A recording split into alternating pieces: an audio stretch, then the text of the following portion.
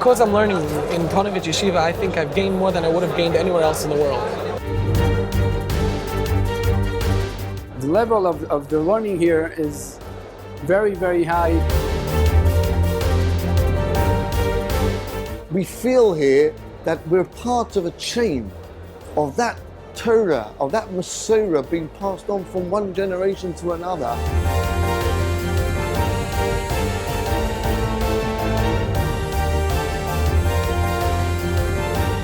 I'm here because of what's going on here. Torah, and that's it, nothing else, just pure unadulterated Torah. It's a place where a person, if he sits and learns seriously, can do a lot of striking. Ponevev is the greatest of all the yeshivas. Reb Shach said it was the mother of all the yeshivas, but today is the greatest of all the yeshivas.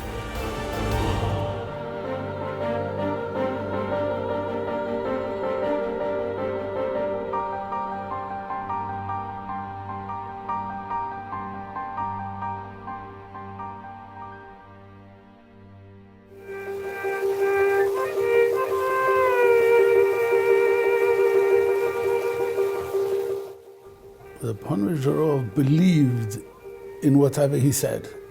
He believed when he built the yeshiva, although it was during the Holocaust, he built the yeshiva for hundreds of Talmidim, and people thought that he was crazy because nobody ever believed that there would be a yeshiva for hundreds of Bochrim, number one. And nobody was sure at the time if Chalila v'chas the Nazis won't do anything to Israel at all.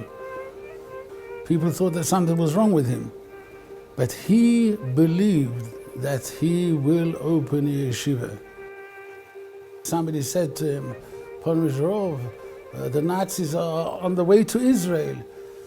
Why are you doing all this? So he said, but till they come, there'll be a yeshiva. He said in Yiddish, aber bis sie kommen et me lernen.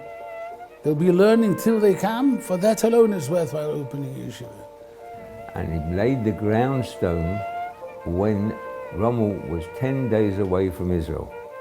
So somebody said to him, what are you, Meshuggah? You're going to build a yeshiva for 500 people. There wasn't 500 yeshiva bochum in the world then. And Rommel got beaten by the British Army in El Alamein. And somebody says to him, it's in Yiddish, build a yeshiva for 500 bochum. You're dreaming. He said, I'm dreaming, but I'm not sleeping.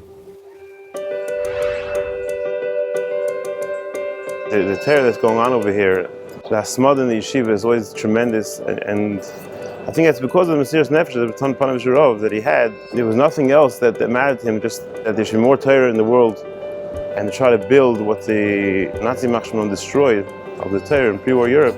I think that gives a lot to the purity of the Torah that's learned here, just to be able to focus on one's learning. That's what Ponevev was looking to put into the yeshiva, and I think that he accomplished that. That's what's going on here.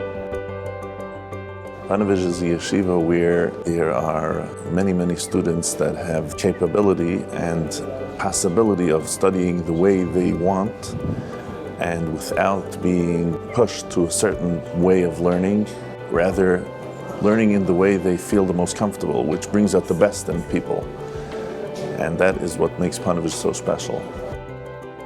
Baruch Hashem, the people here, it's a powerhouse. There are people with over 1,000 Avreichim sitting in this space of Medrash, all learning that same Gemara. So you can almost see the Loiva and the Malva, the borrower and the lender, you can almost see them walking around over here. And because everyone's learned that same Gemara, that same thing, and something fantastic. And so the energy that there is in this koilel, you enter here, there's only one thing people are discussing the whole time is learning and learning. You walk out, somebody's walking you home, he's asking you a question on the Gemara. Like, there's no other currency. It's just learning and learning and learning. There's the tremendous atmosphere of total immersion in learning. There's no kind of distractions. If you come here, there's only one thing to do. It's what to do is to learn. And everything's catered for. You don't have to run around to try and get yourself a bed or food. Everything's there for you. You just have to sit and learn. The food is ready for you. You come, back to the yeshiva, everything's washed. Everything is just laid on a plate for you. And this is what the Ponevev system is set up, that the person who wants to immerse himself completely in learning, he has this opportunity, a wonderful opportunity. When we come down to the dining room, the table, the people are, what are they talking about? They're talking about what they learned in the study halls. This is their life, this is their water, this is their oxygen. The world is a different world, a world of Torah learning, a world of character formation, a world of Musa, a world of looking for the truth.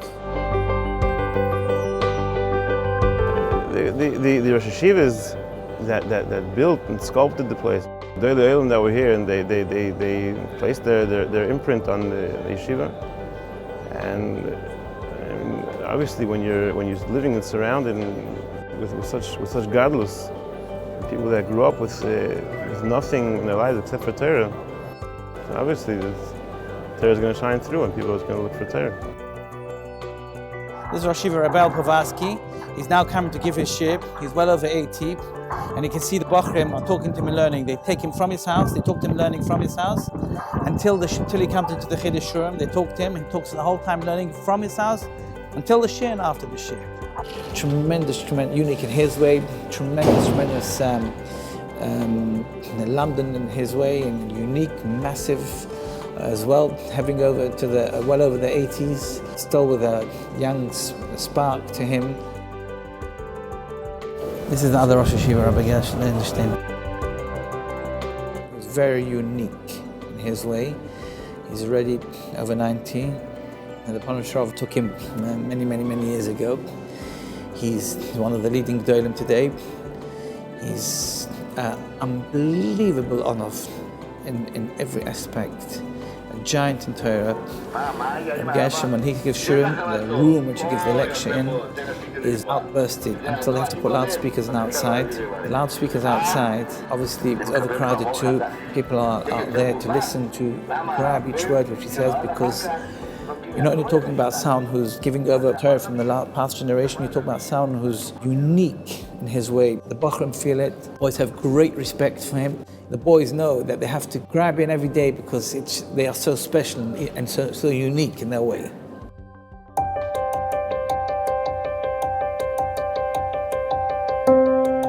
Since I've been here, the yeshiva has blossomed and grown immensely. If you take a look, even at the tremendous we're looking at over here, not only didn't the benches exist where the Bochrim sit here and learn, actually the entire floor didn't exist.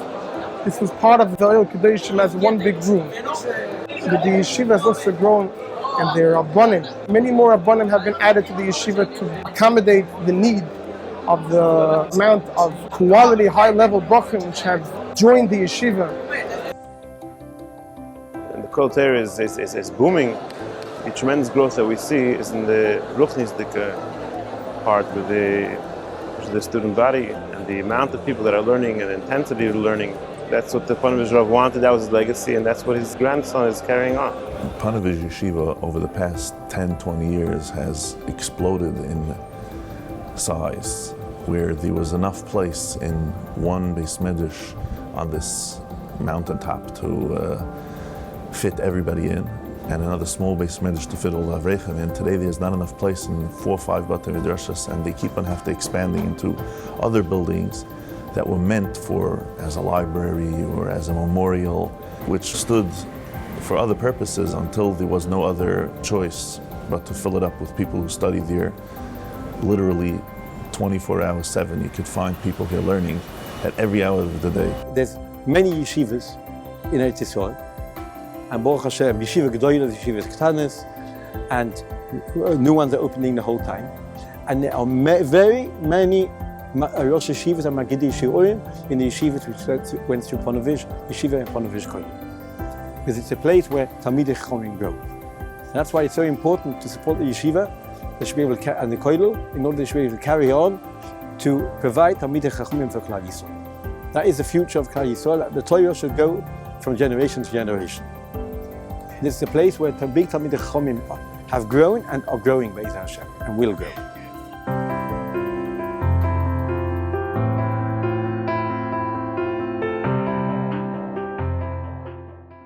To keep the yeshiva, to the daily running of the yeshiva, you're speaking about thousands of mouths that have to be fed 3 times a day.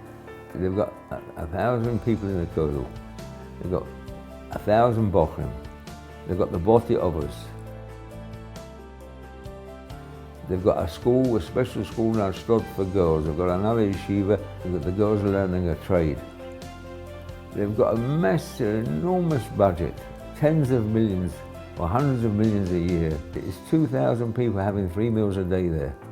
The schus of a person who supports Torah, obviously if he learns this himself, is as well as important, but as important is someone who supports Torah, someone who can support Torah. Even those that can't support Torah on a larger scale because they can't afford it, everything counts. Everything helps towards the yeshiva. And the impact that anyone's Torah learning has in the world is immeasurable. We know that any Torah that's learned, so besides from making the person who's learning a better person, it has an immediate effect and impact on the entire world. The whole world is raised, the level of Kedusha in the whole world is raised. Chazal teach us that Talmud Torah is Keneged Kulam, and the Mefarshim explain, the commentators explain, that means that the people who study Torah, they make the world a better place. Not only that the mitzvah is greater, it makes the world a better place. Because the more a person is attached to the Torah, the better a person he is, the better a person he is for society. And in Ponevev is where people are taught to be attached to the Torah in the utmost form.